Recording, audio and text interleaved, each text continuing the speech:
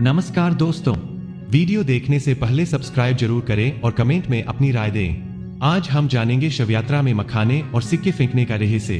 अंत तक जरूर देखें क्योंकि यह जानकारी आपके सोचने के तरीके को बदल सकती है। जब हम किसी मृत व्यक्ति की अंतिम यात्रा देखते हैं तो वहां मखाने और सिक्के फेंके जाते हैं। आप सोच रहे होंगे कि इसका अर्थ क्या है। दोस्तों, यह सिर्फ परंपरा नहीं है बल्कि इसमें गहरी शिक्षा छुपी है। मखाना समाज को यह सिखाने का माध्यम है कि अहंकार को त्यागने का समय आ गया है। जब हम किसी मृत व्यक्ति को अंतिम बार देखते हैं तो यह हमें यह याद दिलाता है कि जिंदगी में हम चाहे कितने भी घमंडी क्यों न हो, मृत्यु के सामने हम सभी बराबर है। मखाना इसके प्रतीक के रूप में इस्तेमाल किया जाता है।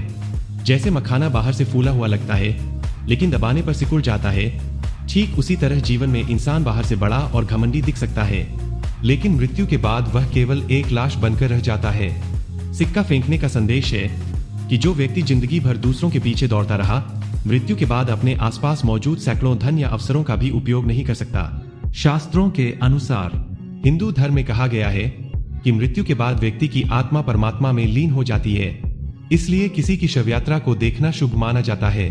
शास्त्रों में लिखा है कि किसी की अंतिम विदाई देखने से हमें पुण्य की प्राप्ति होती है। माना दोस्तों, शव को ले जाते समय डंडा मारना। जब शव को ले जाते हैं तो उसके सिर पर डंडा मारा जाता है। इसका अर्थ है कि शरीर अब सांसारिक नियंत्रण से बाहर है और आत्मा की यात्रा के लिए मार्ग प्रशस्त करना है।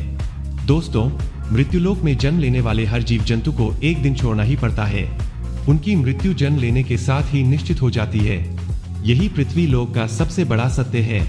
प्राणी की आयु क्षण प्रतिक्षण घटती रहती है, लेकिन कितनी बड़ी विडंबना है कि मनुष्य इस सत्य को जानकर भी महसूस नहीं कर पाता। हर व्यक्ति को कल आने की उम्मीद बनी रहती है। हिंदू धर्म में अंतिम संस्कार का महत्व।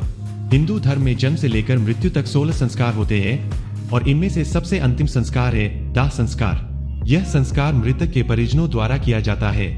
वेदों में इसके लिए कई नियम बताए गए हैं जिन्हें मान्यता अनुसार पालन करना आत्मा की मुक्ति के लिए जरूरी है। ये नियम आजकल लोगों को बड़े विचित्र लगते हैं। अधिकतर लोगों को इसकी सही जानकारी नहीं होती और अगर होती भी है तो अक्सर आधी अधूरी। लेकिन गरुड़ पुराण में इन संस्कारों का महत्व स्पष्ट रूप से बताया गया है। यह केवल मान्यताएं नहीं है बल्कि उनका आधार आध्यात्मिक और वैज्ञानिक दोनों ही दृष्टिकोणों से मजबूत है। आजकल लोग रीति रिवाजों के पीछे छुपे कारण को नहीं जानना चाहते और जो जानना चाहते हैं उन्हें सही जानकारी आसानी से नहीं मिल पाती। आज हम आपको अंतिम संस्कार से जुड़े कुछ अजीबोगरीब नियम और मान्यताओं के बारे में बताएंगे और साथ ही उनका आध्यात्मिक और वैज्ञानिक कारण भी स्पष्ट करेंगे।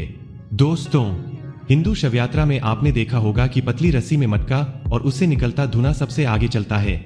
मृतक का कोई परिजन इसे हाथ में लेकर अर्थी के आगे चलता है।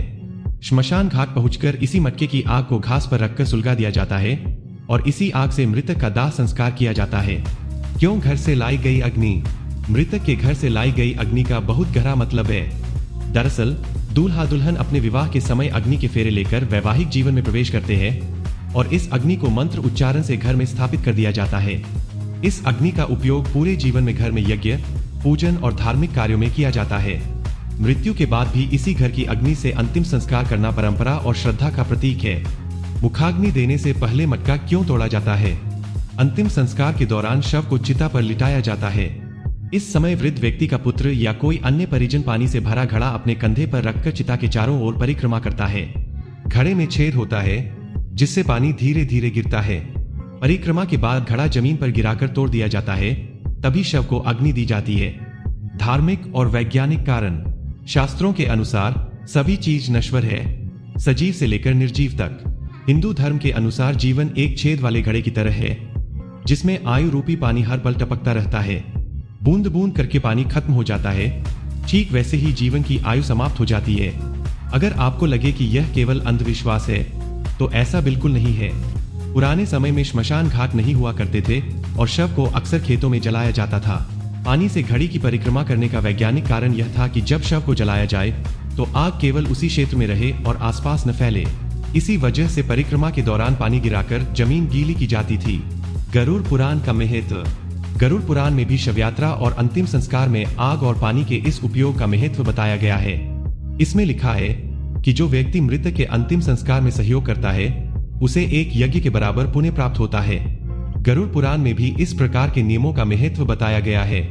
यह नहीं सिर्फ परंपरा है, बल्कि मृतक की आत्मा के लिए पुण्य और सुरक्षा का प्रतीक भी है। दोस्तों, मृत्यु से डरना नहीं, बल्कि इसे समझना और अंतिम संस्कार की सही परंपरा और ज्ञान अपनाना चाहिए। अगर आपको यह जानकारी पसंद आई तो सब्सक्राइब जरूर करें, वीडियो को लाइक करें और कमेंट में बताएं कि आपने इस विषय के बारे में पहले क्या सुना था। धन्यवाद।